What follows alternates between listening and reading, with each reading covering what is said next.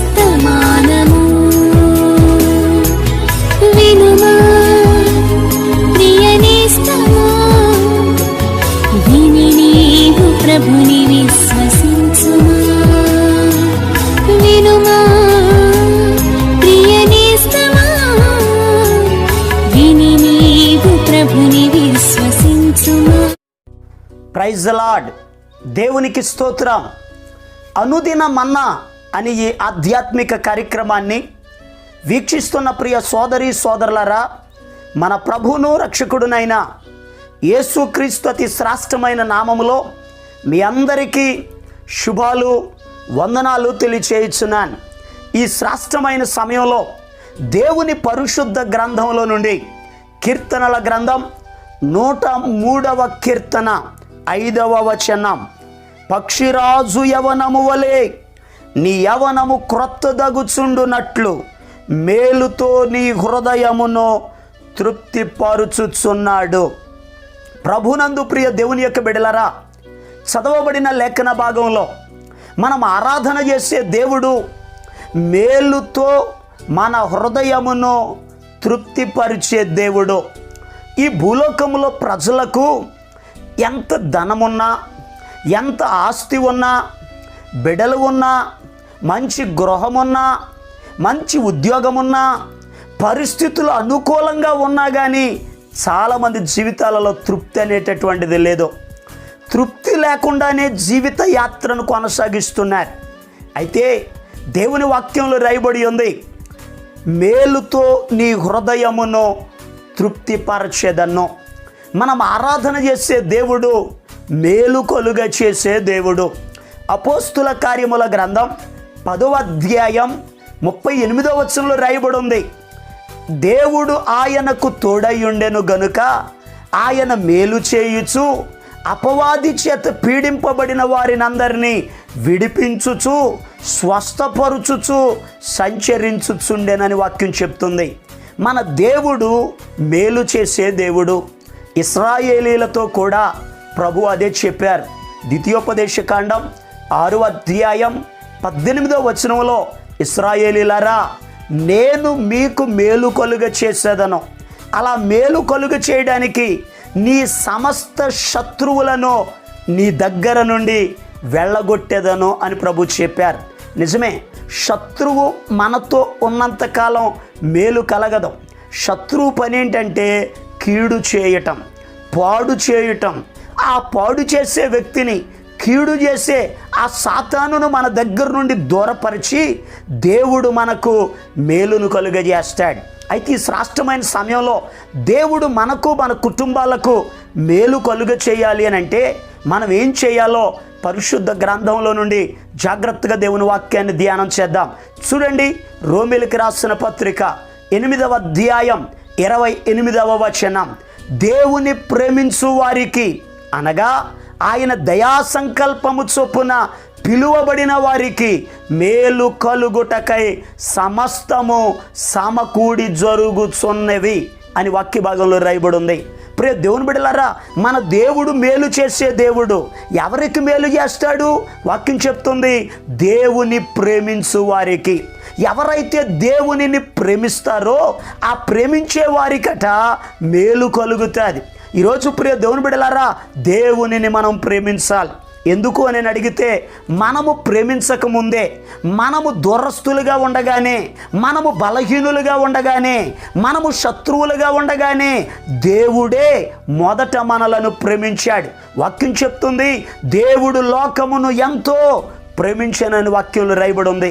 దేవుడు ప్రేమ స్వరూపి అయి ఉన్నాడు. ఆ ప్రేమ కలిగిన దేవుడు మనలను ప్రేమించాడు, మనకు రక్షణ భాగ్యాన్ని ఇచ్చాడు. ఆ దేవుడు చెప్తున్నాడు, నేను మీకు మేలు కలుగజేస్తాను, మీరు నన్ను ప్రేమించండి అని అన్నారు. ఒక రోజు నాడు ఒక ధర్మశాస్త్ర ఉపదేశకుడు యేసయ్య దగ్గరకు వచ్చారు. బోధకుడా, ఆజ్ఞలలో ప్రధానమైన ఆజ్ఞలు ఏమిటో చెప్పు అని అన్నారు. యేసయ్య 2 ఆజ్ఞలు చెప్పారు. అందులో మొట్టమొదటిది నీ దేవుడైన ప్రభువును నీ పూర్ణ హృదయముతో నీవు ప్రేమించాలి అని చెప్పారు. రెండవ మాట నిన్ను వలె నీ పొరుగువానిని ప్రేమించాలి అని చెప్పారు. ప్రియ దేవుని బిడ్డలారా, దేవునిని మనం ప్రేమించాలి. మరి దేవుణ్ణి ప్రేమించుట అంటే ఏమిటి? పరిశుద్ధ గ్రంథంలో రాయబడి ఉంది. మొదటి యోహాను రాసిన పత్రిక 5వ అధ్యాయం 3వ వచనంలో రాయబడి ఉంది, మనము ఆయన ఆజ్ఞలను గైకొనుటయే దేవుణ్ణి ప్రేమించుట అని వాక్యం చెప్తుంది. ఎవరైతే ఆయన ఆజ్ఞలను గైకొంటారో, ఆజ్ఞలు అనగా ఆయన మాట, ఆయన మాటను వింటారో ఆ విన్నవారు దేవునిని ప్రేమిస్తారు. అలా ప్రేమించిన వారికి దేవుడు మేలు కలుగజేస్తాడు. పరిశుద్ధ గ్రంథంలో కీర్తనాకారుడైన దావీదు గారు చెప్పారు, యెహోవా నా బలమా నేను నిన్ను ప్రేమించుచున్నాను అని అన్నారు. దావీదు దేవునిని ప్రేమించారు. దేవుణ్ణి ప్రేమించారు గనకనే దావీదు జీవితంలో అనేక మంది శత్రువులు ఆయన మీదకి వచ్చారు. లెక్కలేనన్ని అపాయాలు నన్ను చుట్టుకున్నాయి అని అన్నారు. ఆయన అపాయాలు వచ్చినా, ప్రమాదాలు వచ్చినా, శత్రువులు వచ్చినా, కీడు వచ్చినా, మరణం ఆయన దగ్గరకు వచ్చినా కానీ దేవుడు ఆయనకు మేలు చేశాడు. వాక్యం చెప్తుంది 91వ కీర్తన 14వ వచనంలో, అతడు నన్ను ప్రేమించుచున్నాడు గనుక నేను అతన్ని తప్పించేదనని ప్రభు చెప్పారు. ప్రియ దేవుని బిడ్డలారా, మన జీవితంలో మేలు కలగాలి అని అంటే మొట్టమొదటిగా దేవునిని ప్రేమించాలి. చూడండి, మరి ఇంకొక మాటను పరిశుద్ధ గ్రంథంలో నుండి ధ్యానం చేద్దాం. కీర్తనల గ్రంథం 31వ కీర్తన 19వ వచనం, నీ యందు భయభక్తులు గల వారి నిమిత్తము నీవు దాచియుంచిన మేలు ఎంతో గొప్పది అని వాక్యంలో రాయబడి ఉంది. ప్రియ దేవుని బిడ్డలారా, దేవుడు ఎవరైతే ఆయన యందు భయభక్తులు కలిగి ఉంటారో, భయముతో కూడిన భక్తిని ఎవరైతే చేస్తారో దేవుడు వారికి మేలు చేస్తాడు. దేవుడు మనకు మేలు చేయాలని ఆశ ఉంది, మంచిదే. దేవునికి భయపడుతున్నారా? దేవునికి భక్తి చేస్తున్నారా? ఎవరైతే అలా భయపడుతూ భక్తి చేస్తారో, భయభక్తులు కలిగి ఉంటారో దేవుడు వారికి మేలు చేస్తాడు. ఈరోజు చాలామంది జీవితాల్లో కొందరికి భయం ఉంటుంది కానీ భక్తి ఉండడం లేదు. మరికొందరికి దేవుడు అంటే చాలా భక్తి కానీ భయం లేకుండా ప్రవర్తిస్తారు. భయం లేకుండా భక్తి ఉన్నా, భక్తి లేకుండా భయం ఉన్నా నిష్ప్రయోజనం. భయముతో కూడిన భక్తి నీకు మేలు కలుగజేస్తుంది. పరిశుద్ధ గ్రంథంలో ఇశ్రాయేలీలు ఐగుప్తు దేశంలో బానిసత్వంలో ఉన్నప్పుడు యోసేపును ఎరుగనటువంటి రాజు ఐగుప్తును పరిపాలన చేస్తున్నాడు. ఆ రాజుగారు ఇశ్రాయేలీల ప్రజలందరినీ చూచారట. ఇశ్రాయేలీలోనేమో మగపిల్లలు పుడుతున్నారు, ఐగుప్తీలకేమో ఆడపిల్లలు పుడుతున్నారు. అయితే ఈ ఇశ్రాయేలీలో ఉన్న మగబిడ్డలను చంపివేయాలి అని అనుకుని మంత్రసానులను పిలిచారు. మంత్రసానులారా, మీరు పురుడు పోయడానికి వెళ్తారు కదా, ఆ యొక్క హెబ్రీ స్త్రీలలో ఎవరికైనా మగబిడ్డ పుడితే ఆ బిడ్డను చంపేయండి అని అన్నారు. అయితే ఆ యొక్క మంత్రసానులట దేవునికి భయపడ్డారు. వాళ్ళు దేవుని బిడ్డలు. దేవుని బిడ్డలకు మనం ఎందుకు కీడు చేయాలి? కాబట్టి దేవునిని బట్టి ఆ దేవుని ప్రజలకు వారు మేలు చేశారట. వాక్యంలో రాయబడి ఉంది, దేవుడు వారికి మేలు కలుగజేశాను, వంశాభివృద్ధినిచ్చాడు, సంతానాభివృద్ధిని కలుగజేశాడు. ప్రియ దేవుని బిడ్డలారా, ఆ మంత్రసానులకు వంశాభివృద్ధి కలగడానికి, మేలు కలగడానికి కారణం ఏంటో తెలుసా? వారు దేవునికి భయపడ్డారు. ఈరోజు ప్రియ దేవుని బిడ్డలారా, అన్యులే, దేవునిని ఎరగని వారే దేవునికి భయపడితే, మరి దేవుణ్ణి నమ్ముకున్న వ్యక్తివి, మార్పు చెందిన వ్యక్తివి, మారు మనసు పొందిన వ్యక్తివి, రక్షణ పొందిన వ్యక్తివి, వాక్యం చదివే వ్యక్తివి, మందిరానికి వెళ్ళే వ్యక్తివి, ఆరాధించే వ్యక్తివి, దేవునికి భయపడుతున్నావా? దేవుని యందు భయభక్తులు కలిగి ఉన్నావా? భయభక్తులు కలిగి ఉంటే దేవుడు నీకు మేలు చేస్తాడు. పరిశుద్ధ గ్రంథంలో యోబును గురించి దేవుడు సాక్ష్యం ఇచ్చారు. భూమి మీద నున్న వారందరిలో అతడు నా యందు భయభక్తులు కలిగిన వాడు అని. భయభక్తులు కలిగిన వాడు గనుకనే దేవుడు ఆయన ఆశీర్వదించాడు. ఆ ఊజు దేశములోనే, తూర్పు దిక్కునున్న ప్రజలలోనే దేవుడు గొప్పవాడిగా చేశాడు. వాక్యంలో రాయబడిన మాట, 10 మంది సంతానాన్ని ఇచ్చాడు, 7,000 గొర్రెలు, 3,000 ఒంటెలు, 500 జతల ఎడ్లు, దేవుడు బహుమంది పనివారిని యోబు గారికి కలుగజేశాడు. యోబుకు మేలు చేయడానికి కారణం అతడు దేవుని యందు భయభక్తులు కలిగిన వాడు. ఈరోజు ప్రియ దేవుని బిడ్డలారా, నీ జీవితంలో నీవు కూడా భయభక్తులు కలిగి ఉండగలిగితే దేవుడు నీకు కూడా మేలు చేస్తారు. మరి ఇంకొక విషయాన్ని పరిశుద్ధ గ్రంథంలో నుండి జాగ్రత్తగా ధ్యానం చేద్దాం.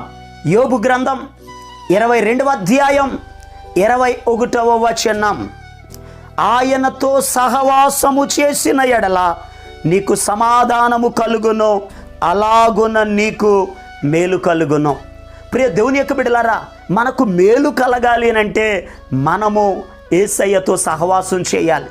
ఎవరు దేవునితో సహవాసం చేస్తారో అలా చేసేవారికి మేలు కలుగుతుంది. అబ్రహాము దేవునికి స్నేహితుడు అని వాక్యంలో రాయబడి ఉంది. అబ్రహాము దేవునికి స్నేహితుడు గనుకనే, అలా సహవాసం చేశాడు గనుకనే అబ్రహామును దేవుడు పిలిచాడు, అబ్రహామును ఆశీర్వదించాడు, అబ్రహాముకు సంతానాభివృద్ధిని కలుగజేశాడు. ప్రియ దేవుని బిడ్డలారా, విశ్వాసులకు తండ్రిగా దేవుడు నిలబెట్టాడు. కారణం, అబ్రహాము దేవునితో సహవాసం చేశాడు.